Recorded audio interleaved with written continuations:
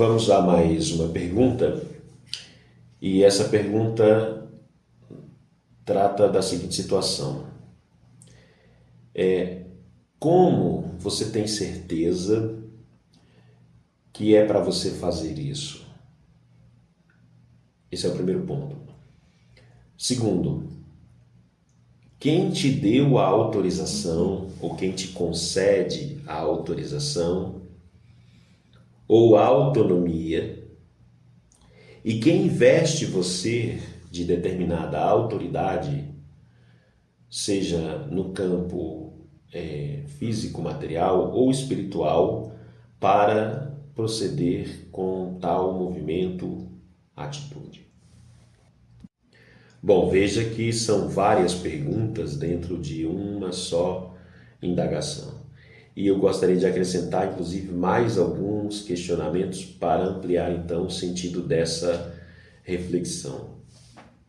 Um ponto importante a ser observado é em que eu me baseio para ter a liberdade de achar que eu tenho competência, condição, índole moral para propor a reunião de pessoas que queiram se juntar a esse propósito e que embarquem nessa história acreditando totalmente, parcialmente, ou não acreditando em nada, pagando para ver. Então, eu gostaria de fazer uma reflexão sobre essa indagação composta por todos esses questionamentos que cabem numa pergunta só. Primeiro, antes de tudo, é importante entender do que se trata o movimento. Que movimento é esse que está surgindo, ou que movimento é esse que eu estou criando ou propondo a ser criado? Quando nós falamos de movimento, o próprio sentido e significado da palavra movimento nos faz pensar na seguinte situação. O movimento ele existe a partir dos elementos que são capazes de suportar, de criar, de gerir o próprio movimento. Então, nem sempre o movimento ele é criado pela figura central do movimento. Exemplo, nós estamos em um determinado parque, numa área verde, e observamos uma folha voar, e essa folha começa a rodopiar, começa a girar, e em torno dela começam a girar outras folhas.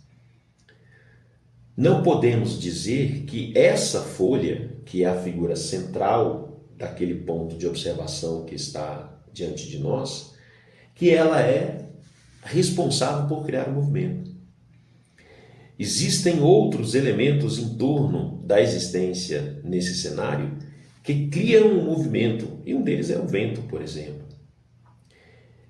Mas é natural que a gente observe a figura que está no ponto central e que fique na nossa memória durante um tempo a imagem da folha se movimentando, a imagem da folha esbarrando em outras folhas.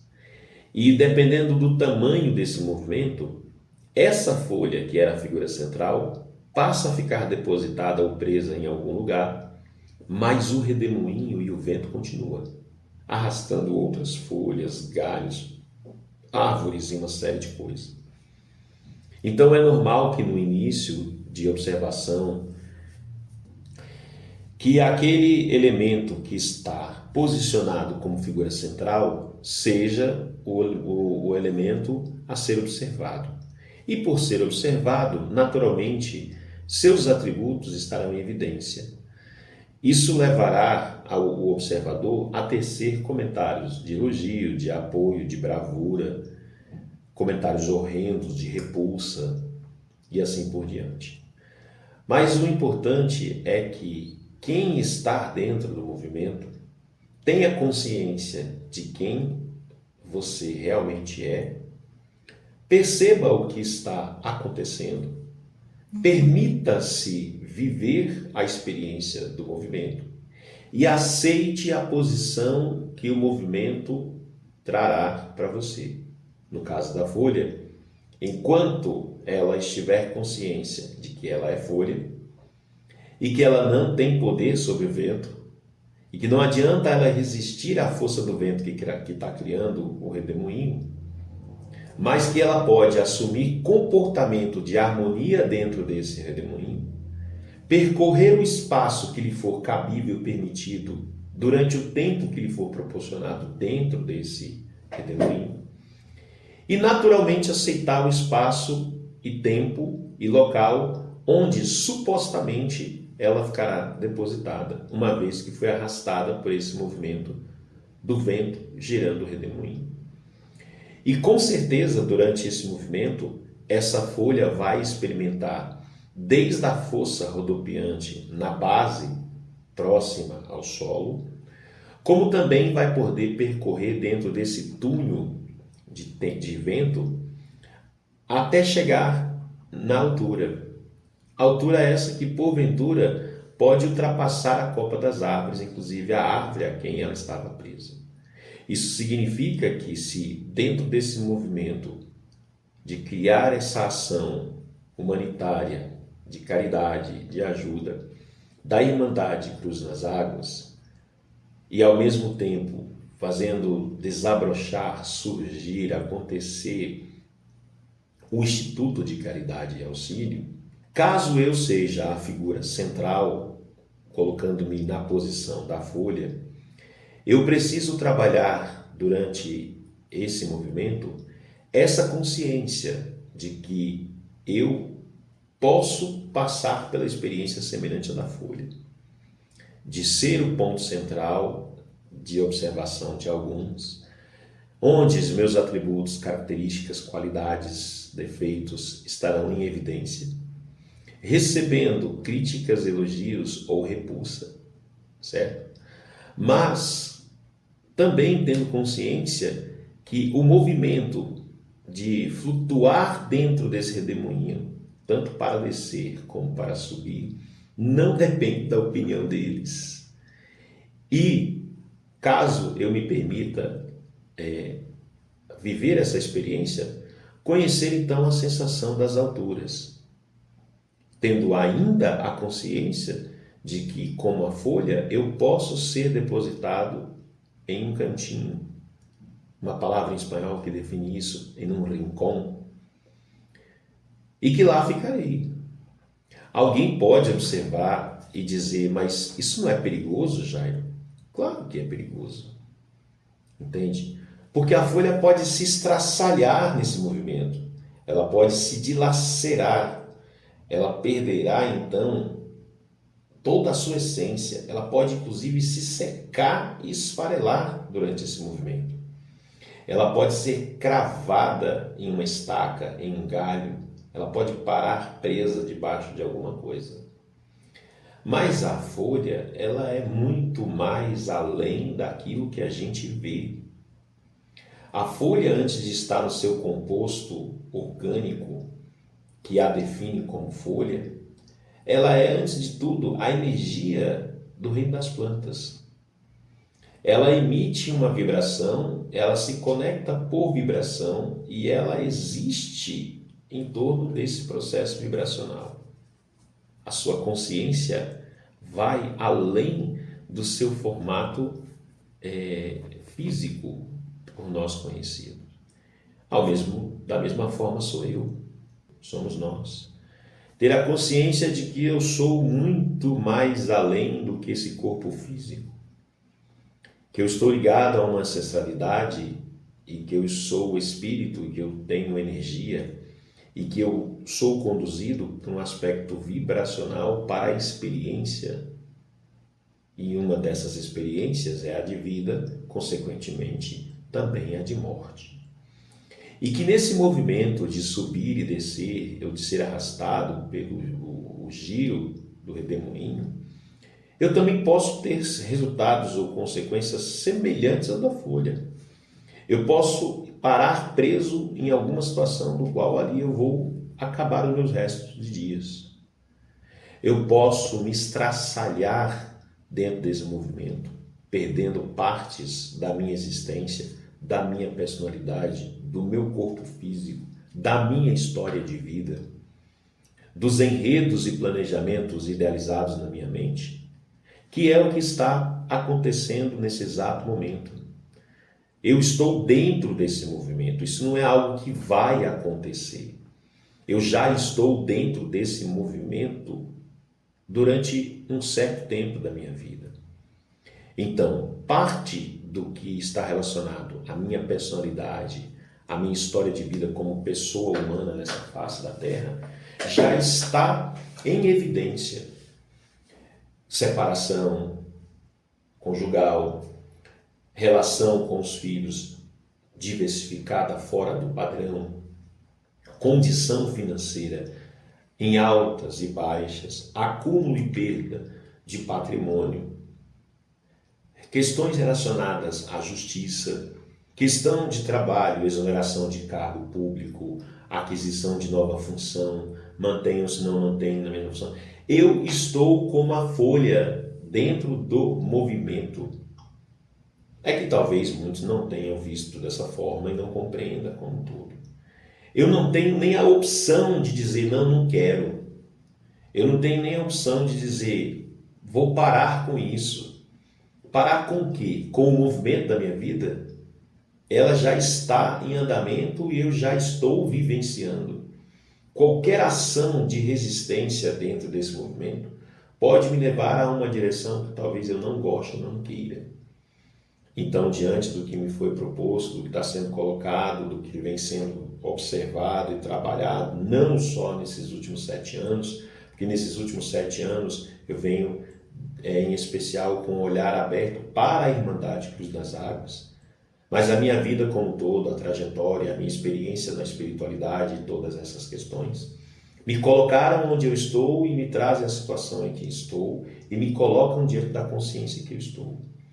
Então, ao relatar essa comparação, eu já consigo responder naturalmente muitas das indagações que foram feitas no início desse questionamento. Quem foi que te deu autorização? Depende do que você está chamando de autorização e para o que você está chamando, que você acredita ter que ter uma autorização. Vou ser mais detalhista. Se você me perguntar se a ICA, se o Instituto de Caridade e Auxílio vai ser uma casa de umbanda, não. Nesse ponto, você tem autorização para montar uma casa de umbanda? Não. Você foi iniciado como sacerdote de umbanda? Não. Entende? Então é aí que mora os questionamentos adequados e as respostas necessárias. A Irmandade Cruz nas Águas não é uma casa de umbanda no astral e o Instituto de Caridade e Auxílio, que representa o trabalho da Irmandade Cruz nas Águas aqui na Terra, não é uma casa de umbanda. Ah, mas vai ter a manifestação de um espírito da umbanda lá? Pode. Em que termos e condições? De acordo com aqueles que nós estabelecemos para não ferirmos os princípios em respeito à religião da Umbanda, por exemplo, e em respeito também às nossas condições. Então, possivelmente, dentro da Irmandade Cruz das Águas, representada pelo Instituto de Caridade e Auxílio aqui na Terra, não vai acontecer uma gira de Umbanda aberta e iniciada por mim, a não ser que eu passe por um processo de iniciação ritualística e receba as condições para ser um sacerdote de Umbanda, que é algo que eu acho que não vai acontecer. Pelo menos assim eu penso. O meu caminho, a minha desenvoltura mediúnica na casa de Umbanda onde eu estou e nas casas de Umbanda que talvez eu venha frequentar, essa vai continuar porque está ligada à minha vida. Eu preciso disso enquanto pessoa. Meu espírito, minha alma tem essa caminhada, que isso não tem nada a ver uma coisa com a outra, que não impede a desenvoltura desses papéis nesses espaços. Cabe a mim conciliar o tempo da semana, da noite, da madrugada, dos dias, para conciliar essas ações dentro desse movimento, dentro desse espaço de vida. É notório que em alguns momentos haverá mais dedicação da minha pessoa ao movimento do Instituto de Caridade e Auxílio do que à casa de Umbanda a qual específico, mas não significa que eu largarei ou deixarei de frequentá-la e de trabalhar nela também, diga-se de passagem. Então, essa questão de quem te autoriza, quem te permite, quem te revestiu de certa autoridade, ela precisa ser específica, precisa levar em consideração todo o cenário e toda a situação contextual em que está sendo feita. Então, é importante saber que as ferramentas, as técnicas, a composição ritualística dos movimentos e ações do Instituto de Caridade e Auxílio podem estar contaminados, influenciados e emparelhados em muito do que eu conheço na minha trajetória de vida. Porque uma coisa que precisa ficar claro é que o Instituto de Caridade e Auxílio, na parte inicial e por um tempo, estará impregnado daquilo que está na minha mentalidade, porque se trata de uma ação humana, dentro de um processo humano, numa sociedade humana, e composto de características e culturas desse humano que eu sou, desse ser social que eu sou. Então, a minha preocupação, na verdade, é manter essa organização de movimentos, estruturas, símbolos, ações, projetos, que eu mantenha de forma o mais coerente possível e harmônico possível, para que eu não ultrapasse as linhas de respeito ou de ofensa de determinados movimentos religiosos que já existem consagrados com sua ética e com toda a sua estrutura, como é o caso do movimento umbandista, que vai se tornando cada vez mais uma religião muito próxima da nossa cultura, do nosso país onde estamos. Então, é preciso observar como um todo dentro de uma roda para entender quais são os pontos, para que você não faça uma crítica específica e diga, mas isso assim não tem aprovação divina. De que aprovação divina você está falando, meu amigo? Vou fazer uma outra colocação relacionada a esse contexto. Nessas ações e nesses trabalhos e nesses encontros, porque trata-se de encontro de pessoas afins com objetivos específicos voltados para um determinado segmento ou ação, dentro do Instituto de Caridade e Auxílio, vai haver o uso de medicinas como a ayahuasca, como o rapé? Depende. Já te respondo imediatamente aqui que depende. Como assim depende? A Irmandade Cruz nas Águas, no seu processo do astral, não faz uso dessas medicinas. Lá no processo astral, a Irmandade Cruz nas Águas se organiza dentro de uma estrutura própria, como eu já falei, extremamente gigantesca, do qual não conheço nada. E eu estou sendo convidado para o jardim, para trabalhar no gramado dessa Irmandade, para fazer um trabalho no gramado dessa Irmandade. Então, o que acontece é o seguinte: no Instituto de Caridade e Auxílio, dentro da minha consciência e minha trajetória como ser humano, sendo uma pessoa que conhece e faz uso das medicinas, como a ayahuasca, como a jurema e até o rapé, é provável que em algum momento, no que diz respeito ao estudo, à formação mediúnica, à organização dessa equipe que estará constituindo o Instituto de Caridade e Auxílio, também será proposto a abertura de um estudo fazendo uso dessa ferramenta. Para tal, é preciso observar que estarei apoiado e buscando amparo e apoio de quem já faz o uso da medicina, de quem já faz o preparo da medicina. E é possível que também não seja eu o único ministro ou que venha ministrar a medicina.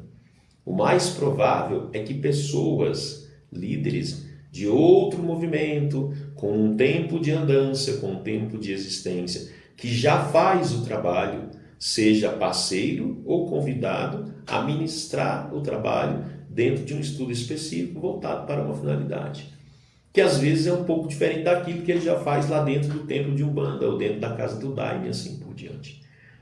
Um outro exemplo relacionado a isso.